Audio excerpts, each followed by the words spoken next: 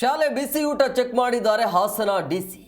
ಹಾಸನ ಜಿಲ್ಲಾಧಿಕಾರಿ ಲತಾ ಕುಮಾರಿ ಅವರಿಂದ ಈ ರೀತಿಯ ತಪಾಸಣೆ ಆಗಿದೆ.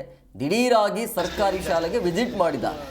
ಸೊ ಮಕ್ಕಳ ಜೊತೆ ಸಾಲಿನಲ್ಲಿ ಕುಳಿತು ಊಟದ ಗುಣಮಟ್ಟವನ್ನು ಕೂಡ ಪರೀಕ್ಷೆ ಮಾಡಿದರು.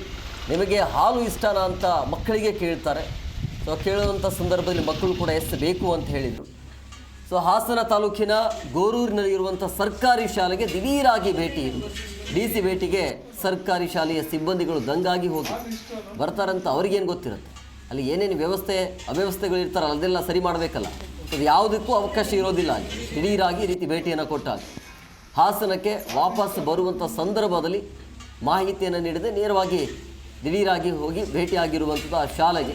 ನೋಡಿ, ಸಾಮಾನ್ಯರಂತೆ ಮಕ್ಕಳ ಜೊತೆ ಕೂತು ಹೇಗಿದೆ ಏನು ವ್ಯವಸ್ಥೆ ಅನ್ನೋದ್ರ ಬಗ್ಗೆ ಮಕ್ಕಳಿಂದಲೇ ಮಾಹಿತಿ ಪಡೆಯುವಂಥ ಕೆಲಸವನ್ನು ಸ್ವತಃ ಜಿಲ್ಲಾಧಿಕಾರಿಗಳು ಮಾಡ್ತಾ ಇರುವಂಥದ್ದು. ಈ ಕೆಲಸ ಆಗಬೇಕು, ದಿನ ಆಗಬೇಕು. ಅಪರೂಪಕ್ಕೆ ಯಾವಾಗಲೂ ಒಂದ್ಸಲ ಮೀಟ್ ಮಾಡೋದು ಅಥವಾ ಭೇಟಿ ಆಗೋದಲ್ಲ. ಅಲ್ಲಿನ ಊಟದ ವ್ಯವಸ್ಥೆ ಹೇಗಿರುತ್ತೆ, ಪ್ರಮುಖವಾಗಿ ಶೌಚಾಲಯ ಅಂತ ಬಂದಾಗ ಶಿಕ್ಷಣ ಹೇಗಿದೆ, ಹೇಗೆಲ್ಲ ಎಷ್ಟು ಶಿಕ್ಷಕರಿದ್ದಾರೆ, ಹೇಗೆಲ್ಲ ಟೀಚಿಂಗ್ ಮಾಡ್ತಾರೆ, ಏನು ಎತ್ತ, ಅದೆಲ್ಲದಕ್ಕೂ ಕೂಡ ಮಾಹಿತಿ ಸಿಗಬೇಕು. ರಿಯಾಲಿಟಿ ಗೊತ್ತಾಗಬೇಕು ಅಂದರೆ ಈ ರೀತಿಯ ವಿಸಿಟ್ ಇರಬೇಕು.